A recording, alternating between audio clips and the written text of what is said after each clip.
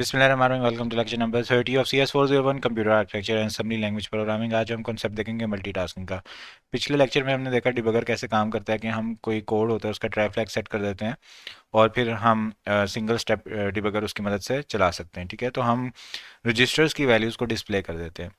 तो अगर प्रोसेसर में हम ऐसा करें कि रजिस्टर्स की वैल्यू को सेव रख लें, ठीक है, तो CSIP पॉइंटर भी सेव रख लें और उस प्रोसेसर के अंदर उस टाइम कोई और रजिस्टर की वैल्यू और CSIP स्टोर कर दें जो किसी और प्रोग्राम का था। ठीक है, उस प्रोग्राम को चलाएं और वापस आएँ फिर और वापस पुरानी CSIP की वैल्यू, पुरानी रजिस्टर की वैल्यू लोड करके जो पुराना प्रोग्राम चल रहा था उसको कंटिन्यू करें, तो प्रोसेसर को समझ नहीं आएगी, उसको समझ नहीं आएगी नहीं कहना चाहिए, लेकिन उसको फ़र्क नहीं पड़ेगा कि आप इस तरह से अगर कर लें वो पुराना प्रोग्राम फिर भी सही चलेगा। तो ये हमारे पास मल्टीटास्किंग होती है कि हम एक प्रोग्राम चलाते चलाते दूसरे को बारी दे देते हैं, फिर दूसरे को चलाते चलाते तीसरे को बारी दे देते हैं, चौथे को, एंड सो ऑन। इस तरह हमारे डिफरेंट प्रोग्राम्स एक साथ चलते रहते हैं, उनके अंदर मल्टीटास्किंग होती रहती है। तो हमारे पास जो एक मतलब हम इंटरप्ट जनरेट करें और आई रेड जो है वो वापस जो पुराने CS और IP थे वो लोड कर दे, और वो इंटरप्ट कौन सी होगी, वो टाइमर इंटरप्ट होगी। टाइमर की फ्रीक्वेंसी हमने देखी थी कि 1.89 तकरीबन उसकी टाइम होता है जिसमें वो चलता है, और दो टाइमर टिक्स के दरमियान 55 मिली सेकेंड्स का गैप होता है। तो हम क्या करें, हर टाइमर टिक पे, हर टाइमर की इंटरप्ट पे डिफरेंट प्रोग्राम लोड करते जाएं और पुरानी की चीज़ें सेव करते जाएं। तो इस तरह प्रोसेसर को कभी पता ही नहीं चलेगा कि डिबगर जो है उसने मतलब पहले पता नहीं चला था कि डिबगर ने कंट्रोल लिया, तो इसी तरह हम किसी और प्रोग्राम को कंट्रोल देंगे तो प्रोसेसर को बिल्कुल भी पता नहीं चलेगा।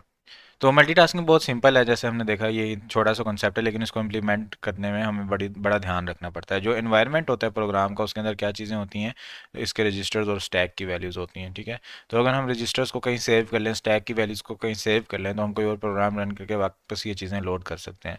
तो हमारे पास जो हाईएस्ट प्रायोरिटी की होती है वो IRQ0 टाइमर इंटरप्ट होती है, जो हाईएस्ट प्रायोरिटी होती है, तो इसको हम यूज़ करते हैं मल्टीटास्किंग के लिए। अब एक बेसिक एग्जांपल हम मल्टीटास्किंग के देखेंगे। हमारे पास दो सब रूटीन है जो असेंबली लैंग्वेज में लिखी गई हैं। सारी जो टेक्निक्स हैं वो हायर लेवल लैंग्वेजेस में भी अप्लाई होती हैं, लेकिन हायर लेवल लैंग्वेजेस में मल्टीटास्किंग लिखना बहुत मुश्किल होता है, असेंबली लैंग्वेज में लिखना आसान होता है, इसलिए असेंबली लैंग्वेज में ही ज़्यादातर लिखा जाता है। अब ये जो दो सब रूटीन है ये क्या कर रही हैं, हमारे पास जो टू कॉर्नर्स हैं, राइट टॉप और लेफ्ट टॉप, इनके ऊपर कुछ ना कुछ डिस्प्ले कर रही हैं इनफाइनाइट लूप्स में। तो इससे क्या होगा कि हम साथ साथ राइट वाला भी चला रहे होंगे, साथ साथ लेफ्ट वाला भी चला रहे होंगे, दोनों इंटरप्ट, दोनों सब रूटीन्स को अलग अलग चला रहे होंगे by the help off timer interrupt. तो इस प्रोग्राम का हम कोड देखते हैं, इसको समझने की कोशिश करते हैं। सबसे पहले हमारे पास क्या है कि ना हमने एक स्पेस क्रिएट कर लिए मेमोरी में, टास्क स्टेट्स।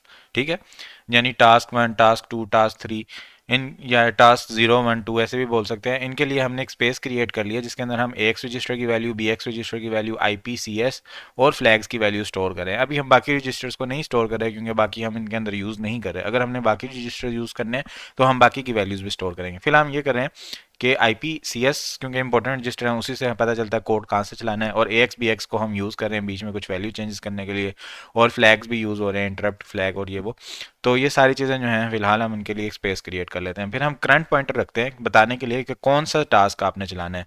करंट 0 का मतलब है पहला चलाओ, 1 का मतलब है दूसरा चलाओ, 2 का मतलब है तीसरा चलाओ। अब ये एक हमने स्ट्रिंग क्रिएट कर दिया कैरेक्टर्स, ठीक है, जो हम डिस्प्ले करेंगे। अब ये स्ट्रिंग अगर हम डिस्प्ले करते हैं ना सीक्वेंस में तो एक सर्कल बनता रहता है। ठीक है, जैसे ये स्ट्रिंग आई, फिर ये आई, फिर ये आई, फिर ये आई, अगर इसको हम इस तरह चलाते रहें, एक ही जगह पे शो करते रहें, तो ये एक सर्कल की शेप आती है तेज स्पीड में अगर इसको चलाते हैं।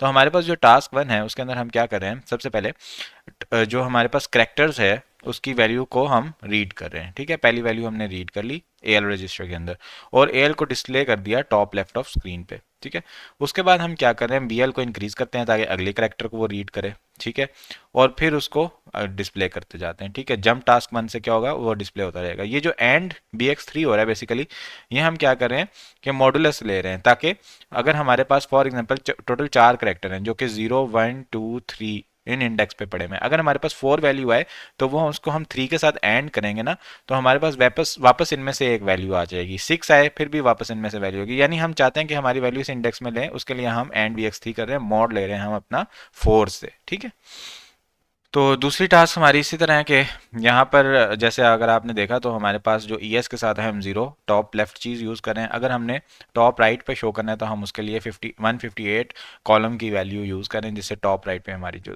स्ट्रिंग है वो डिस्प्ले हो जाएगी। बाकी सारा कोड ये तो हमारे पास दो टास्क हैं, ठीक है।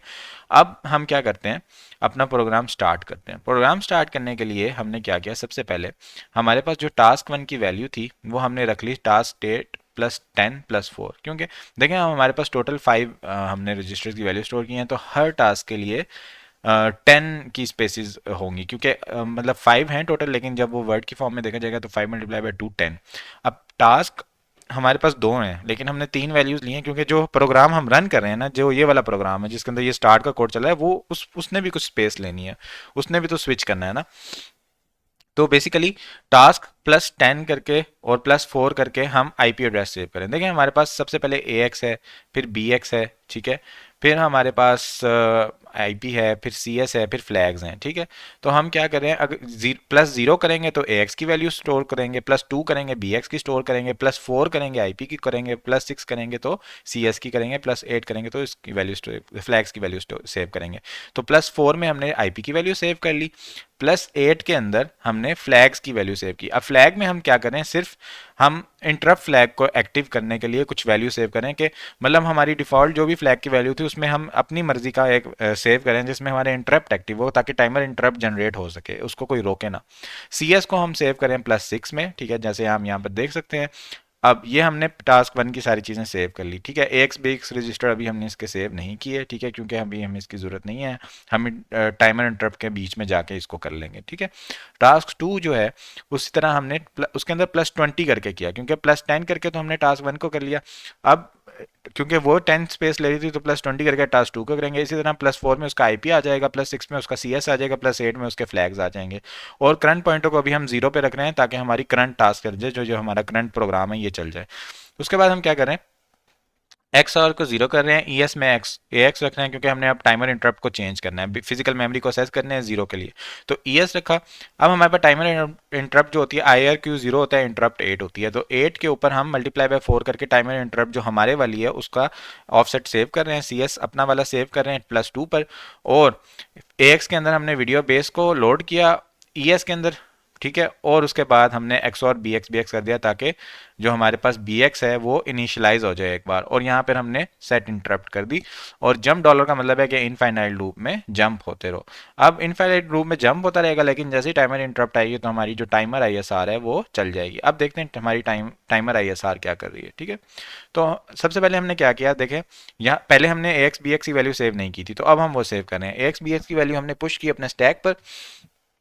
BL के अंदर हमने करंट लोड कर दिया, जो हमारा करंट अभी पास हुआ है, अभी शुरू में हमारा 0 पास होगा तो 0 करंट टास्क होगी, ठीक है। AX के अंदर हमने 10 की वैल्यू सेव किया, क्योंकि ये हमारा एक टास्क यूज कर रहा है, और इसको मल्टीप्लाई कर दिया BL से। तो करंट पॉइंटर जैसे रे होती है ना, हमारे पास 0 रे होती है, 0 होता है हमारी पहली रे के लिए फॉर एग्जाम्पल, तो दूसरी रे के लिए मुझे क्या करना पड़ेगा, 10 × करंट करना है। अब करंट में 0 है तो 0 ही आ जाएगा, 0 से स्टार्ट हो रही है। 1 पड़ा होगा अगर करंट में, 10 × 1 10, 10 से हमारी अगली स्ट्रेस स्टार्ट हो जाएगी। 2 पड़ा होगा इधर तो 10 × 2 20, 20 एड्रेस से हमारी अगली रे स्टार्ट होगी। ये मतलब 2 डायमेंशनल एरे के इंडेक्स कैलकुलेट करने के लिए हम ये काम कर रहे हैं। अब BX के अंदर हमने AX से जो है वो स्टोर कर दिया, जो हमारा अभी इंडेक्स कैलकुलेट हो गया। अब जो हमारे पास वैल्यू थी ओरिजिनल, देखें यहाँ पे हमने पुश की BX की वैल्यू एंड में, तो पॉप AX करेंगे तो हमारे पास BX की ओरिजिनल वैल्यू वो AX रजिस्टर में आएगी, और उसको +2 पे सेव कर देंगे, क्योंकि +2 पे हमने देखा था BX सेव करे थे। 0 पे हम AX की वैल्यू सेव कर देंगे जो बाद में पॉप करने से आएगी, ठीक है। देखें पॉप रिवर्स में होता है।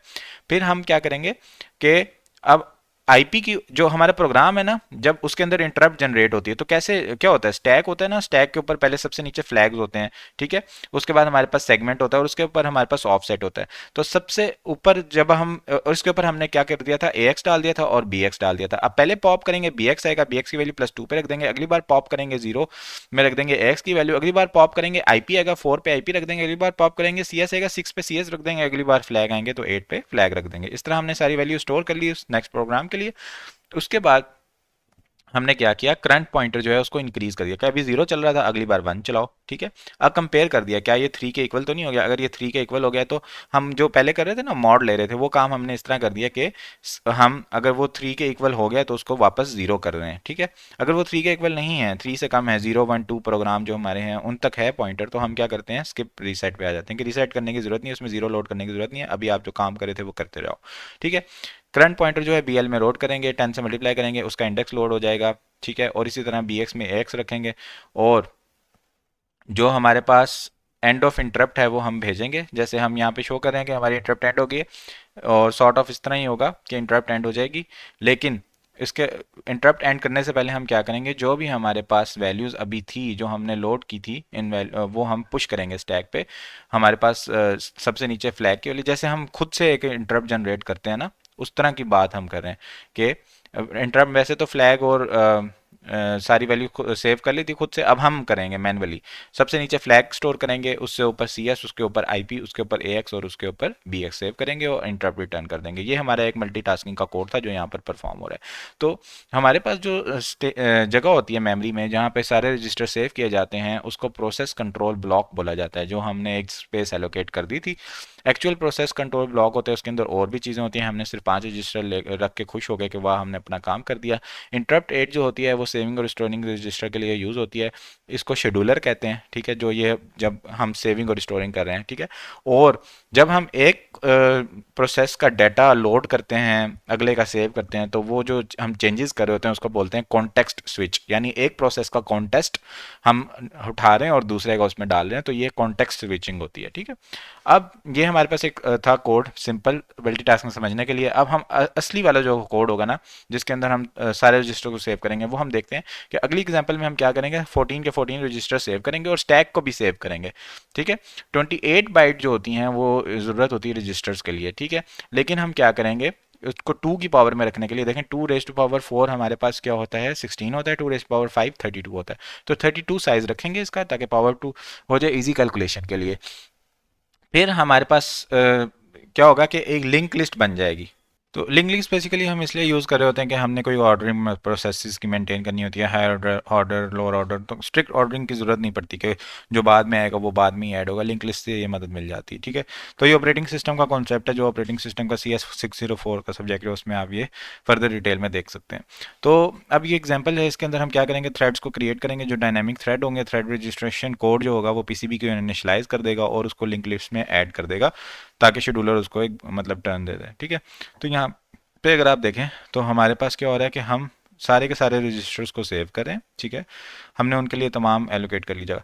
अच्छा, अब ये भी इंपॉर्टेंट है एग्जाम पॉइंट ऑफ व्यू से कि एक सीक्वेंस आप याद रख लें इसका, ठीक है, और ये इंपॉर्टेंट सीक्वेंस है क्योंकि इसके लिहाज से हमारी सारी चीज़ें सेव होंगी। तो AX BX CS DX SI DI VP SP IP CS DS CC SS ES flags, next और डमी, ये तमाम रजिस्टर हैं जो 0 से लेकर 30 तक अगर वैल्यू देखें तो 0 इंक्लूड करके 32 स्पेस बनती है, ठीक है। जो नेक्स्ट पॉइंटर होता है ये हमारे ना लिंक लिस्ट को क्रिएट करने के लिए होता है कि ये नेक्स्ट का PCB बता रहा होता है, ठीक है। बाकी हमारे पास वही चीज़ें जो पहले थी, डमी को भी हम कुछ स्टोर करने के लिए यूज़ कर लेते हैं अगर हमने कोई एक्स्ट्रा चीज़ स्टोर करनी हो। अच्छा, इस एग्जांपल में हम एक काम ये भी करें कि हम ना हर प्रोसेस के लिए अलग से स्टैक के अंदर जगह दे रहे हैं, ठीक है। यानी 32 मल्टीप्लाई बाय 256 हमने जगह दे दी प्रोसेसेस के लिए, ठीक है। हमने ये कंसीडर कर लिया कि 32 प्रोसेसेस ज़्यादा से ज़्यादा जनरेट होंगे और हर प्रोसेस को हम 256 जगह दे रहे हैं। अब ये टाइम्स जो होता है ना, ये क्या करता है, एक ही टाइम इकट्ठी स्पेस लेने के लिए डिक्लेयर करने के लिए यूज़ करते हैं, ठीक है। तो हमने ये डिक्लेयर कर लिया, जैसे नॉर्मल वही है स्टैक DW0, इसके पीछे बस हमने टाइम्स 32 मल्टीप्लाई 256 लिखा, तो इकट्ठी स्पेस डिक्लेयर हो जाएगी, ठीक है। नेक्स्ट PCB जो है उसके अंदर हम इंडेक्स रखते हैं नेक्स्ट फ्री PCB का, ताकि पता चलता जाए कि अगला जो PCB हमने एलोकेट करना है वो कौन से नंबर वाला है। करंट में हम 0 रखते हैं। अभी देखें PCB का हम 1 से स्टार्ट करें कि इसका नंबरिंग 1 से स्टार्ट होगी, ठीक है। लाइन नंबर जो होता है ये लाइन नंबर बताता है नेक्स्ट थ्रेड का ये कौन सा लाइन नंबर होगा, ठीक है। अब यहाँ पर अगर हम देखें तो हमारे पास जो टास्क है वो क्या कर रही है कि हमारे पास उसके तमाम वैल्यूज़ पुश हो रही हैं, उसके बाद लाइन नंबर लोड करके कॉलम नंबर लोड करके हम इनिशियलाइज कर देते हैं एक लोकल वेरिएबल। इसकी मदद से क्या हो गया कि लोकल वेरिएबल भी हमारे सेव हो गए, ठीक है। अब प्रिंट अगेन का फंक्शन क्या होता है, उसको प्रिंट करने के लिए यूज़ होता है। इसके अंदर हम क्या करते हैं, तमाम रजिस्टर्स की वैल्यू पुश करते हैं। जो हमारे पास नंबर है प्रिंट करना है वो भी हम पुश कर लेते हैं और प्रिंट नंबर को कॉल कर देते हैं, जो पिछले कोड में हमारा प्रिंट नंबर का फंक्शन या शुरू से जो चल रहा है। फिर हम इंक्रीमेंट कर देते हैं वेरिएबल को, ताकि ना एक इंक्रीमेंट हो के वेरिएबल प्रिंट होता रहे, ठीक है। और प्रिंट अगेन पे जंप करते हैं, यानी एक वैल्यू ले ली, उसको प्रिंट किया, फिर इंक्रीज किया, फिर प्रिंट किया, फिर इंक्रीज किया, फिर प्रिंट किया। इस तरह हम करते रहते हैं, ठीक है। और ये फंक्शन जो है हमारा, इसके अंदर एंड पे खत्म होने से पहले हम क्या करते हैं, सिर्फ सारे रजिस्टर को पॉप करते हैं और रिटर्न कर देते हैं, ठीक है।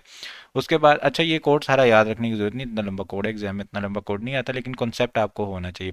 पीसीबी इनिशियलाइज करने का जो कोड है उसके अंदर हम क्या कर रहे हैं, तमाम वैल्यूज जो हैं हमारी उसको हम पहले स्टैक पे पुश करते हैं।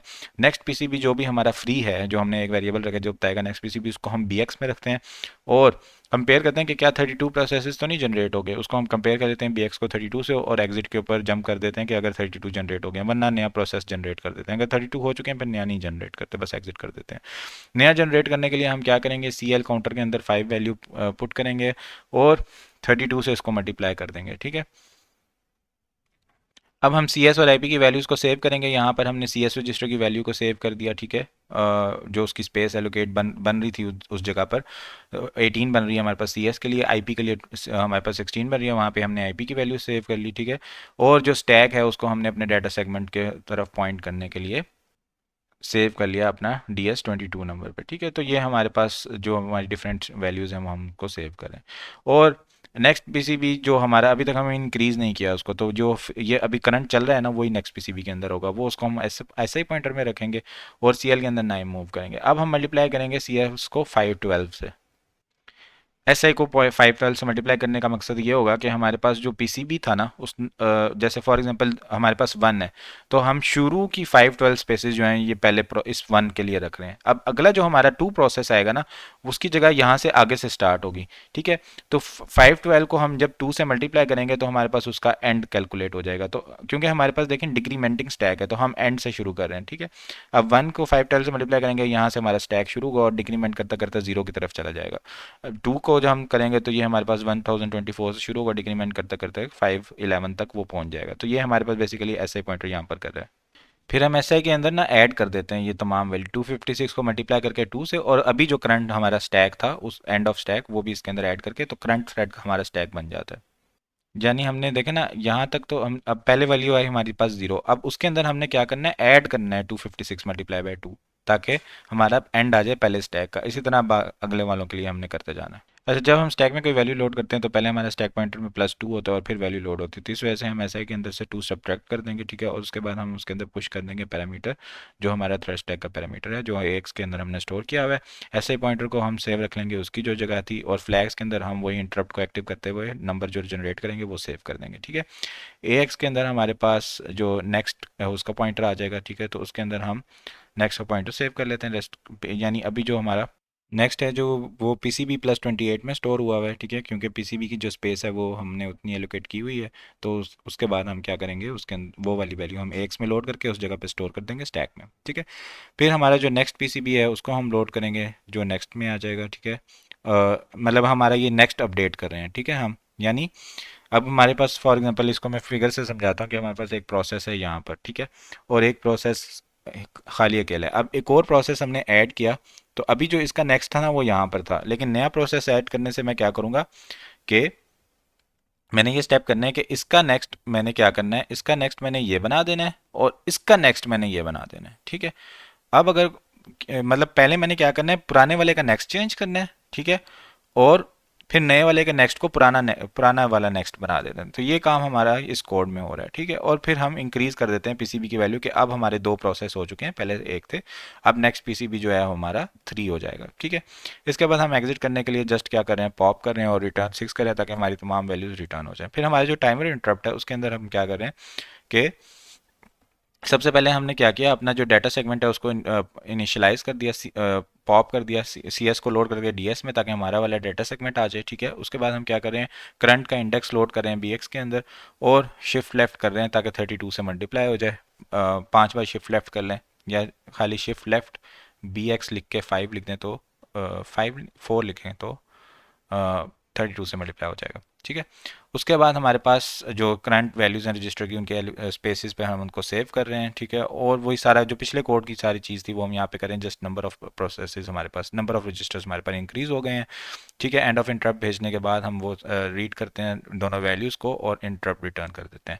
अब जो हमारा स्टार्ट का कोड है वहाँ पर हम यही कर रहे हैं कि इंटरप्ट टाइमर के अंदर हम अपनी वैल्यू सेव कर रहे हैं जो हमारे टाइमर की है, ठीक है।